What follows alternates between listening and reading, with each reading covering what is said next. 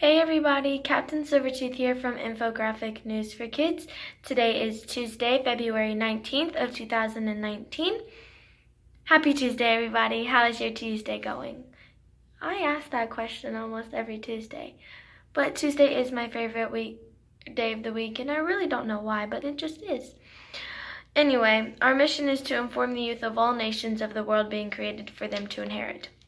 Our constitutional quote for today is the 20th Amendment of the United States Constitution, which reads, "The term of the President and the Vice President shall end at noon on the 20th day of January, and the terms of Senators and Representatives at noon on the 3rd day of January of the years in which such terms would have ended in this article had not been ratified, and the terms of their successors shall then begin." The answer to yesterday's constitutional question, which was what led up to the 19th Amendment, and when I did my research, the 19th Amendment to the United States Constitution guaranteeing women the right to vote is passed by Congress and sent to the states for ratification. In 1869, the National Women's Suffrage Association, led by Susan B. Anthony and Elizabeth Cady Stanton, was informed to push for an amendment to the United States Constitution. And now for the news. This article was found on Infowars, and it is headlined, "Vans store employee fired after telling a 14-year-old to off." Bad word, very bad word, not a nice word. F off, for wearing a MAGA hat. A Vans store employee at the Oak Park Mall in Overland Park, Kansas, was terminated after saying F you to a 14-year-old customer who wore a MAGA hat in the store. Oh boy. The incident happened on Sunday, and its aftermath was recorded and posted on social media. In the video, the teenage mother confronts the employee, then takes the issue up with the store manager. "He did nothing to you," the mother told the employee. "What did you say to my son? What did you say to my 14-year-old? The mother continued. "I'm sure he's heard it before," the employee responded. "Where is your manager?" The mother said, "Let's go." So this person's really about to get fired. So first he says a negative comment to a customer. Then he is all like, act like he's never heard it before. And then now the mother's like, yeah, I'm not putting up with this. We could have handled this ourselves as civilized adults. Yeah, it seems like you just want to be ignorant. So let's go talk to your manager about this right now. Let's go. I'm being a little bit dramatic on the situation, but that's what I saw in my head when I was reading the article and watching the video. He did nothing to you. What did you say to my son, to my 14-year-old? Like the attitude, because it's a mother, because mothers don't really put up with this type of stuff. I know my mom wouldn't. I know my mom most definitely wouldn't. My mom, it would have been bad. The mother told the manager that the employee told his son or her son to take off his hat. Then he said, "F you to my son." My son said nothing to him and it did nothing to him. Quote, "Our focus is to provide the best customer service experience," a Vans corporate employee told the Daily Caller. We did let this employee go. He is no longer with our company. The actions and comments from this employee at the Oak Park location is in contrast with our values and beliefs. We have taken care of this situation. She added, describing the employee's actions as having harassed a young male with a Trump hat. If I was there and that was my son, I would have been like, excuse me? What did you just say to my child? If you have something you want to say to my child, you best say it to me first. Because if you say it to my child and it's something I'm not going to like, you best believe you're going to get something back. You best believe you're going to get something in return, and we're going to dish it out right here in the store. I will get kicked out of the mall for defending my child. You do not have the right to talk to my child that way. It is not your child. And if you talk to your children that way over something that he believes in, then you're messed up. That's how I would be like. But of course, if he doesn't believe that Donald Trump's a good person, he wouldn't let his kids. And if his kids did, he'd probably force it onto them as to why they shouldn't. Let me know how you guys would have reacted if that was your child, if that was a employee at a store that you normally shop at telling your 14-year-old to that. But we're going to move on to the next article. This next article was also found on Infowars, and it is headlined, Shoot the President, School Cancels Assassination Birthday Party After Backlash. A performing arts center in Ohio is in hot water after advertising a kid's birthday party where participants were encouraged to shoot the president. Why? The Olmsted Performing Arts Building in Berea advertised the Nerf gun game on its website with the description, "There is one president with bodyguards. Everyone else has to try to eliminate the president." Doesn't seem like a game I would let my children play at a birthday party. Doesn't seem like a game I would host at my child's birthday party. Just because of other people's political views and aspects. I wouldn't want to offend anybody, and I wouldn't want to indoctrinate children into believing something that they don't even know what is really going on, especially young children that are easy to just satisfy. You give them a Nerf gun and they're going to do what you tell them to do with it because it's fun. It's just fun in their heads. They're not really thinking about what they're actually doing. They don't realize that they're shooting the president as a real life thing. They see it as a game. It's just a game. It's like Grand Theft Auto or something. It's not real life, but in reality, it could be something that somebody in real life does want to do.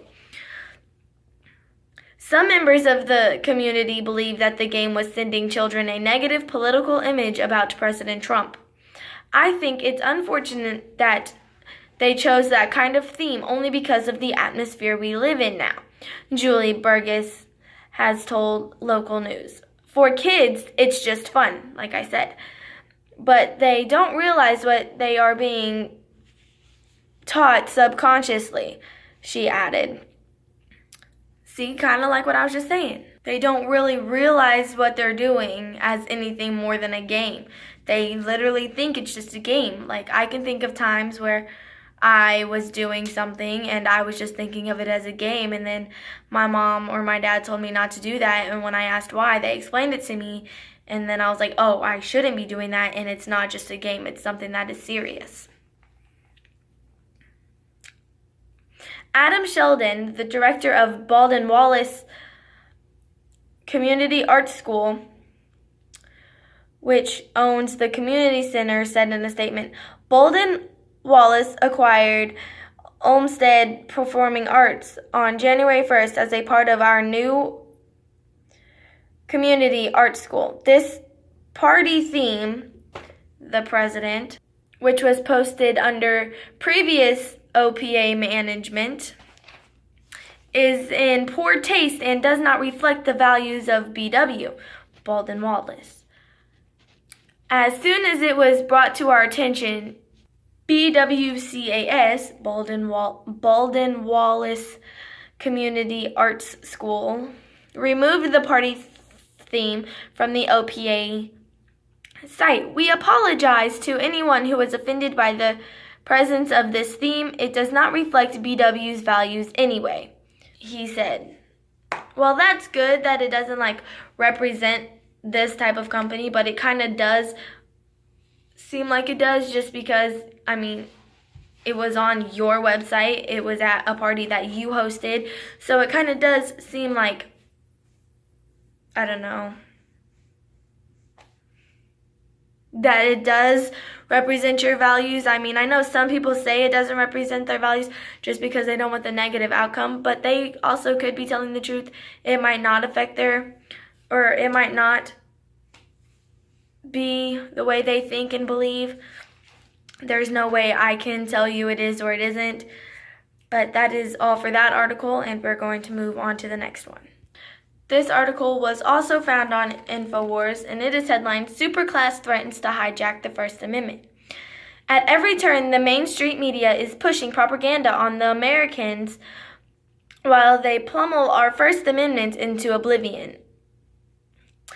The establishment deplatforms and gradually criminalizes those who would seek truth while protecting the ruling elitist, corporatic Frankenstein pretending to be real American culture. A superclass with an army of lawyers on the verge of hijacking First Amendment for themselves, and they must be exposed. Exposed! They need to be exposed because you can't hijack the First Amendment. You can't steal it away from us. And that's why we have censoring, because people are trying to take away the freedom of speech. And that's why they censor people, because sometimes free speech is hate speech, or that's what they call it. I call it expressing yourself, because we have the ability to do that under the First Amendment. And I don't believe that we should get our amendments taken away just because they hurt other people's feelings. I'm so sorry if I hurt your feelings with what I said. Go cry to your mommy. No. Get over yourself. If you don't like what I tweeted, don't look at it. If you don't like what I said, forget I said it. Like, don't hold me accountable. Well, don't hold me accountable for how I made you feel unless it's something, like, serious. Like, if I said something about the way you look today. Oh, your shoes don't match your dress, honey. Don't blow up in my face and say I'm being hateful and I'm speaking hate speech. Just tell me, well, that's your opinion, but thank you. I'll do differently next time. Or I like the way my shoes look with this dress. So get over yourself. Like, you don't have to be so, like, dramatic about it. Like, oh my God, she just, like, ruined the way I look today. Like, she just totally took it away by saying my shoes don't match my dress.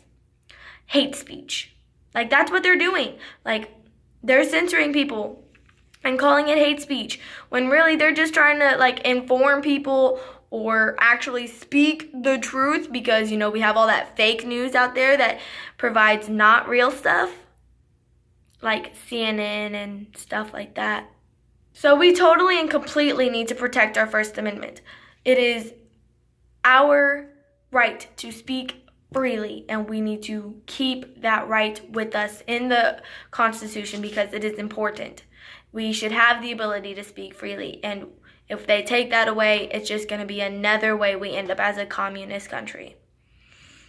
Moving on. Intrusion suspect dies in gunfight with homeowner. Assassination Parish Sheriff's Office in Louisiana reported that an intrusion suspect died in a gunfight with a homeowner. Well, not to be rude or anything, it kind of serves him right for breaking into somebody's house. But at the same time, I could be shamed for saying stuff like that. I mean, it's sad that he died, it honestly is, but he shouldn't break into people's houses in the first place. Don't start none, there won't be none. WBRZ reported that 20-year-old Major Payton made entry into a trailer occupied by a 60-year-old man around 3 a.m. Shouldn't you be at home sleeping at 3 a.m.? Like, get some sleep, man. Just get some sleep. Break into a house later. But make sure it's your house, because if you break into somebody's house, you're gonna end up getting yourself hurt, arrested, or something. Like, break into your own house. I don't even know if that's possible. But, like, don't break into people's houses. That's just stupid. Sheriff Bobby Waybre said both men began shooting and both men were hit. Peyton was struck in the chest and died at the scene. The 60-year-old man was struck in the stomach and is expected to live. So the 60-year-old man is going to live, which is good. And it would have been even better if the guy, Major Peyton, had the subconscious decision to not break into anybody's house, because if he didn't break into this man's house, he wouldn't be dead. He would still be alive, living a life that could be happy. I don't really know.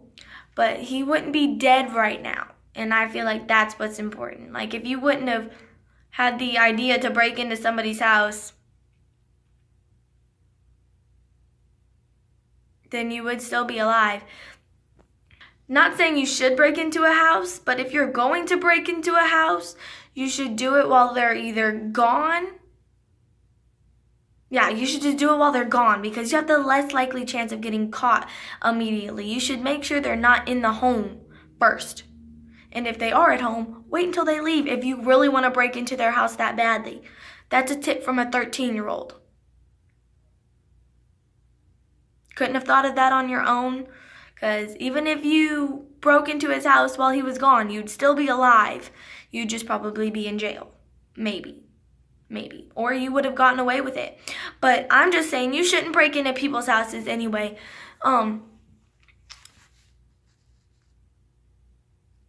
And it's your fault you got killed, because you made the decision to go into his house and start shooting, and he started shooting, and you both shot at each other, and you both shot each other. But because you decided to break into that house, you are dead. I'll pray for you, and I hope God has forgiveness on your soul. But you shouldn't break into people's houses in the first place.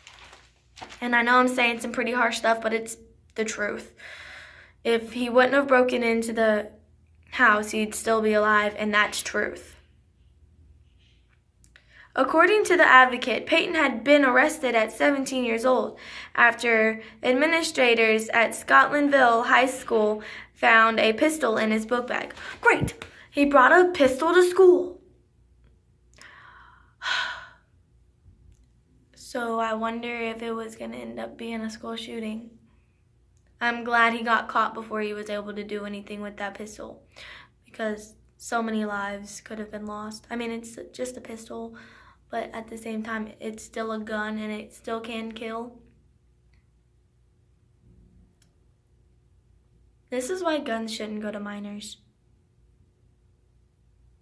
I mean, everybody has the right to keep and bear arms, but I feel like minors are just a little too young to have the responsibility of owning a gun. I feel like they should have to prove that they are responsible in order to have the gun. That's just my opinion. But it is a good thing he got caught before he was able to do anything with that gun, because it could have been a real bad day for a lot of people. And it would have been so sad, and it would have been another school shooting or something.